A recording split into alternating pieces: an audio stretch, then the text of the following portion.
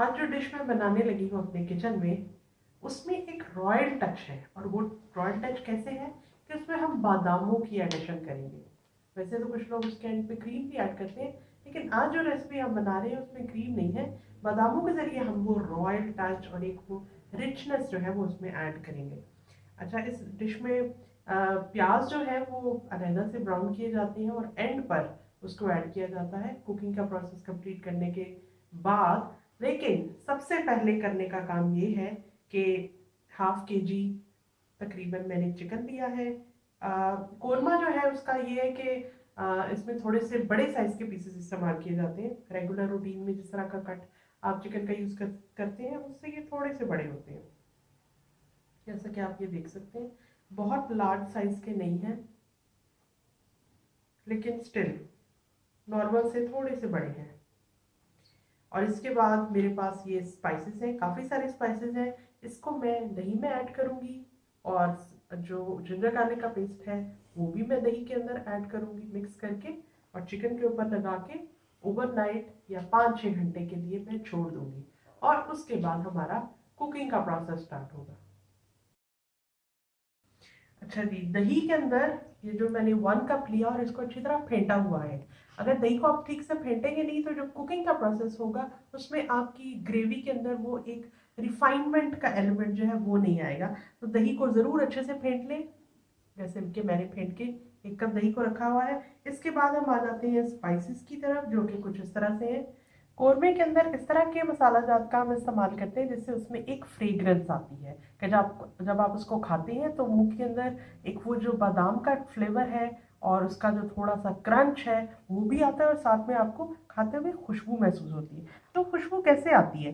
तो उसके लिए सबसे पहले तो ये कि बड़ी इलायची, 2 बड़ी इलायची के दाने निकाल के मैंने उसको इस तरह पीस लिया। फिर इसके बाद आ जाती है छोटी हरी इलायची जो होती है, उसके भी 4 दाने लेकर मैंने उनको पीस लिया। इसके बाद ज़ीरा था, 1 टीस्पून मैंने ज़ीरा लिया, उसको भी मैंने मोटा मोटा कूट लिया। बिल्कुल इसको मैंने पाउडर नहीं बनाया। इसके बाद मैंने तकरीबन 6 काली मिर्चें साबुत ली और उनको भी थोड़ा सा मोटा सा ही कूटा है, बिल्कुल ऐसे फाइन पाउडर की तरह नहीं बनाया। इसके बाद एक बड़ी क्वांटिटी में आपको दिखाती हूँ जो आपको मेरी इस हरी प्लेट में नज़र आ रही होगी, और वो है धनिए की। 3 टेबलस्पून मैंने साबुत धनिया लेकर उसको भी कूट लिया था। इसके बाद है जायफल जावित्री, ये भी खुशबू के लिए इस्तेमाल की जाती है, लेकिन अगर थोड़ी सी भी क्वांटिटी ज़्यादा हो जाए तो आपकी डिश बर्बाद है और घर वाले आपको खूब कोसेंगे। इसलिए इसको डालते हुए ज़रा एहतियात से काम लें, और बिल्कुल कम क्वांटिटी में, तकरीबन 1/4 टीस्पून से भी कम, इतनी क्वांटिटी में जायफल जावित्री के पाउडर को जाना चाहिए। इसको कोशिश की है कि बारीक करके पीसा जाए। इसके बाद लाल मिर्च आ जाती है, 2 टीस्पून मैंने इसमें लाल मिर्च के लिए। और इसके अलावा ये लौंग है, 3 चार लौंगे लेकर उनको मैंने बिल्कुल बारीक ऐसे पाउडर की तरह बना लिया था। क्योंकि अक्सर ऐसा होता है कि खाने वालों को खाते हुए जब मुंह में इस तरह की कोई चीज़ आती है, इलायची आती है या लौंग, तो उनको अच्छा नहीं लगता। इसलिए मैंने कोशिश की कि सभी चीज़ों को चाहे मोटा कूटा जाए या फाइन पाउडर के तौर पे कूटा जाए, पीसा जाए, उसको पाउडर बनाया जाए, लेकिन उसको अपनी होल फॉर्म में ना रहने दें। इसके बाद गरम मसाला है, 1 टीस्पून मैंने गरम मसाले का लिया, और नमक भी इसी के साथ मैंने रखा हुआ है। आधा किलो चिकन के लिए 2 टीस्पून नमक जो है वो मुनासिब रहता है। और बहुत ही इम्पोर्टेंट वो है अदरक लहसुन का पेस्ट, 2 टीस्पून के बराबर जो है ये लिया। ये है मेरी फेंटी हुई दही, अदरक लहसुन का पेस्ट है, इसको मैं इसमें ऐड करूँगी। ये सारे मसाले और साथ में नमक भी इसी दही के अंदर ऐड करूँगी, अच्छी तरह से मिक्स कर लूँगी, और उसके बाद इसको अपने चिकन के ऊपर लगा दूँगी। अदरक लहसुन है 2 टीस्पून, ये मैंने ऐड किया दही के अंदर।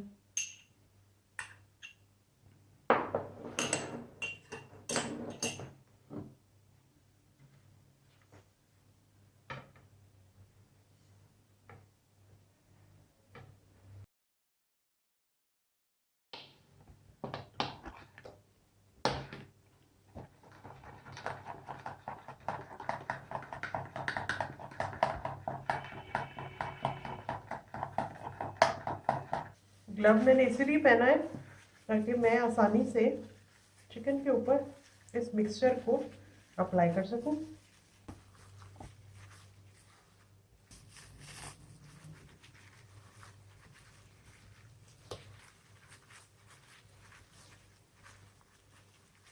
दही मैंने सफिशेंट क्वांटिटी में लिया था ताकि ऐसा ना हो कि कुछ देर के बाद ही दही बिल्कुल नीचे चला जाए और चिकन पीसेस उसके अंदर अच्छी तरह से मैरिनेट ना हो पाए। बाकी के पीसेस हैं अच्छी तरह से लग गया। ये मैरिनेटेड चिकन जो है ये मैं इस बोल में डाल के ओवरनाइट के लिए रख दूंगी, या अगर आपके पास इतना टाइम नहीं है तो आप जल्दी भी बना सकते हैं, लेकिन जो हमारा असल पर्पस मैरिनेट करने का था वो उसी तरह पूरा होगा जब हम एटलीस्ट 3 आवर्स के लिए, वरना ओवरनाइट तो ज़रूर इस चिकन को फ्रिज में मैरिनेट होने के लिए रखें। हेलो हेलो हेलो जी, आ गए हैं हम 6 घंटे के बाद। चिकन हमारा मैरिनेट हो चुका है, कोरमे का तकरीबन आधा काम जो है वो हो चुका है। अब हम करेंगे ये कि ऑयल डालेंगे और उसको उसके अंदर प्याज डालकर उसको ब्राउन करेंगे, और फिर उसके प्याज को हम निकाल देंगे और वो जो ऑयल होगा उसके अंदर इस मैरिनेटेड चिकन को कुक करेंगे। और उसके साथ साथ काम हम ये करेंगे कि ये जो भीगे हुए बादाम जिसका मैंने छिलका उतार दिया है इसको भी हम ग्राइंड करेंगे, और उसी से तो वो रॉयल टच और फ्लेवर आएगा जिसकी वजह से ये बादामी कोरमा बनेगा। तो चले, हाफ कप जितना ऑयल है, बल्कि इससे थोड़ा सा अगर आप कम भी लें तो ठीक है। इस स्टेज पर अगर आप ऑयल थोड़ा सा ज़्यादा लेते हैं लेकिन कुकिंग करते हुए थोड़ा सा कम कर लेते हैं तो तब भी ठीक है। अगर आप ऑयल बिल्कुल कम लेंगे तो उसमें फिर प्याज को फ्राई करना मुश्किल हो जाएगा, इसलिए एटलीस्ट आपको हाफ कप या उससे थोड़ी सी कम तो लेनी ही पड़ेगी। थोड़ा सा ऑयल जो है वो हीटअप हो जाए तो उसके बाद इसके अंदर मैंने ये जो प्याज काटी हुई है इसको ऐड करूँगी और फ्राई करूँगी। इसको मैंने कोशिश की है कि मैं इसको बारीक बारीक काटूँ। अगर थिक स्लाइसेस होंगे तो फिर ये इतना ज़्यादा अच्छे तरीके से फ्राई नहीं होगा, और उसको जो बाद में हमने चूरा करने की कोशिश करनी है वो करना बहुत मुश्किल हो जाएगा। तो जैसे ही ऑयल थोड़ा सा गर्म होता है मैं इसके अंदर ये प्याज ऐड कर दूंगी, और अभी उसकी हीट थोड़ी सी कम होगी और प्याज के अंदर अभी क्रंच मौजूद होगा तो उसको मैं थोड़ा सा चूरा कर लूँगी।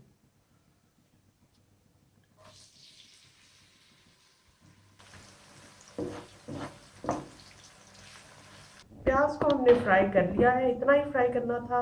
इससे ज़्यादा करेंगे तो वो इतना ज़्यादा डार्क कलर हो जाएगा कि सालन का कलर भी बिल्कुल आपको डार्क दिखाई देगा।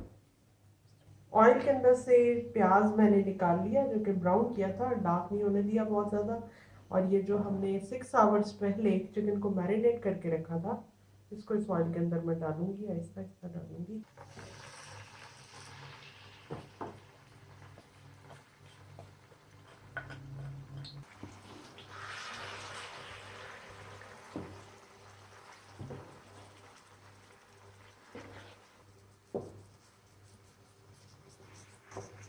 अब ये दरमियानी आंच के ऊपर मैं इसको पकाऊंगी, और जिस दौरान मेरा चिकन गल रहा है उस दौरान बाकी का जो प्रोसेस हमने बादाम के साथ और प्याज के साथ करना है हम वो करेंगे। अब इस प्याज को जो कि जिसकी हीट थोड़ी सी ही कम हुई है, इसको आप ग्लव की मदद से ये काम नहीं कर सकते, आपको हाथ से ही इसको चूरा चूरा करना होगा, वरना ये प्याज जो है कुछ टाइम के बाद दोबारा से सौगी सी हो जाएगी, और जब आप इसको सालन में ऐड करेंगे तो ये अलहदा अलहदा होगी, अच्छी तरह से ये कोरमे में मिक्स नहीं हो पाएगी। तो इसी स्टेज पर जबकि आपका सालन पक रहा है तो साथ में हाथ से मैं इसको चूरा कर रही हूँ, आसानी से हो रहा है। डेफिनेटली धुले हुए आपके हाथ होंगे। 1/3 कप जो है यानी कि 3 कप में से सिर्फ 1 हिस्सा बादाम मैंने लिए। उनको मैंने नीम गर्म पानी में तकरीबन 6 आवर्स के लिए भिगोया। उसका छिलका जो था वो आराम से उतर गया। अब ये छिलके के बगैर बादाम है, इसी से वो रॉयल टेस्ट आना है। और इसको मैं अपने ग्राइंडर के अंदर बारीक कर लूँगी, बिल्कुल पाउडर नहीं करूँगी। थोड़ी सी कोशिश रखूँगी कि हल्का सा क्रंच जो है वो बाकी रहे और फिर वो चिकन के अंदर ऐड होके उसके साथ पकेगा। तो इसको मैं कर लेती हूँ।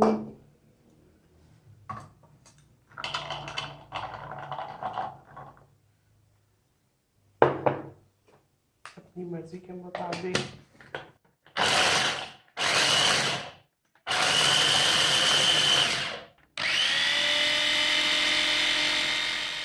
अब जी ये हो चुका है।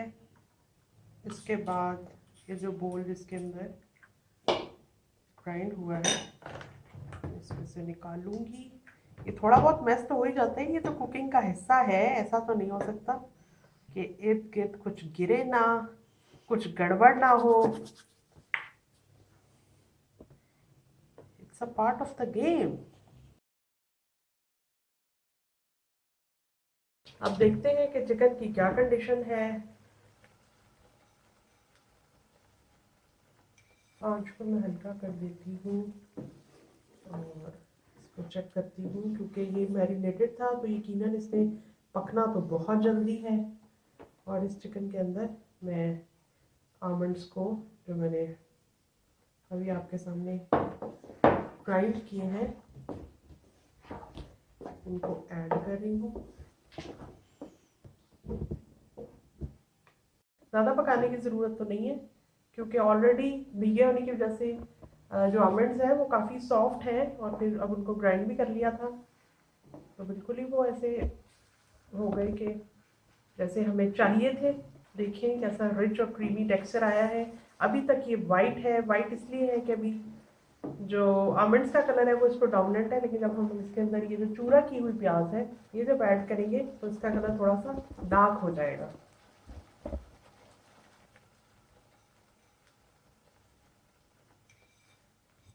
बहुत ही इजी रेसिपी है। बस बात इतनी सी है कि अगर आपने मैरिनेट कर लिया तो बस मज़ा आ जाएगा और आपके मेहमान लाजमी पूछेंगे कि इसकी रेसिपी तो दे दें। देखिए इसके अंदर हमने क्रीम वगैरह तो ऐड नहीं की, वो वाली रेसिपी फिर सही, लेकिन इसके बावजूद भी इसका कलर जो है वो लाइट है, डार्क नहीं है कौरमे का कलर।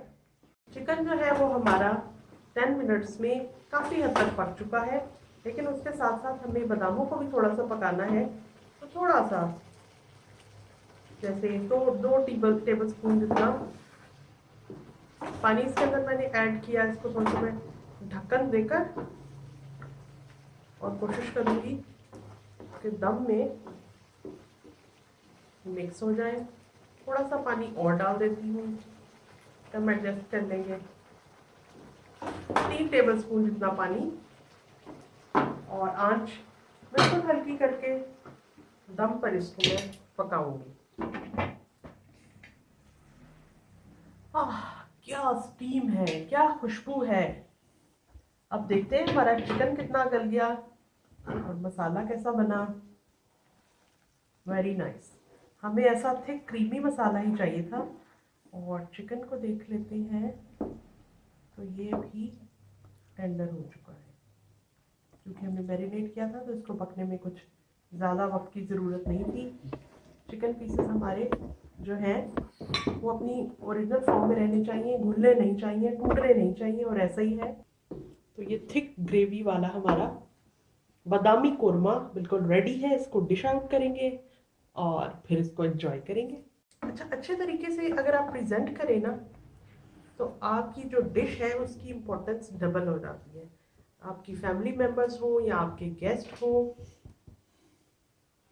उनको और भी ज़्यादा मज़ा आता है और वो और भी ज़्यादा ऐसा महसूस करते हैं कि उनको स्पेशली ट्रीट किया गया है। मैं थोड़ा सा गरम मसाला 1/2 टीस्पून जितना डालूंगी। आपकी मर्जी, अगर आप चाहें और आपको हल्की फ्लेवर्स पसंद है तो आप बेशक ना डालें। मैं थोड़ा थोड़ा सा डालूंगी, ये ख्याल से इतना ही डालना काफ़ी रहेगा। और गार्निशिंग के लिए ऊपर से थोड़े थोड़े से धनिया पत्ता डाल दूंगी, थोड़ी सी ग्रीन की एडिशन।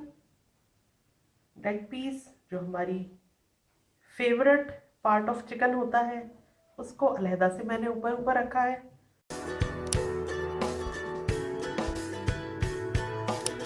हमारा बादामी कोरमा तैयार हो गया है।